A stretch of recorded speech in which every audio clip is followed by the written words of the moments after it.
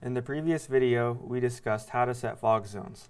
In this video, we will record some fog zone tips. Fog zones should be drawn around objects that have high contrast with the background.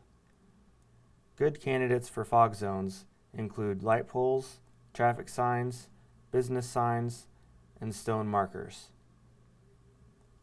Confirm that the fog zone is drawn over good edge lines by selecting the Refresh button, selecting the Edge View checkbox, and selecting the Refresh button again.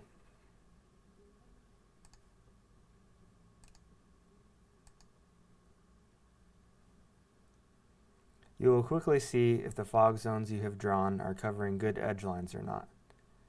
Bad candidates for fog zones include temporary signs, foliage that changes with the seasons, and objects in front of a parking lot or driveway. Avoid drawing tiny fog zones.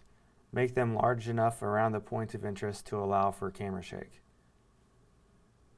Avoid objects that might temporarily be obscured or that have a background often characterized by long-term static changes. For example, parking lots, driveways, or garage doors. Avoid drawing fog zones on the ground where snow is common during the winter months. Drawing fog zones on the ground in warmer climates where snow is rare is acceptable. 2 to 3 fog zones is typically enough. Before you are done, select the Edge View checkbox and refresh the view to see if your fog zones are still drawn over areas including edge lines with high contrast in the image.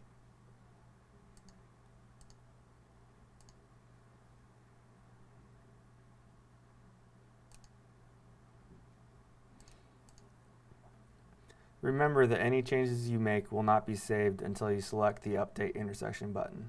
I have just reviewed some tips to consider when drawing fog zones using the InSync web user interface.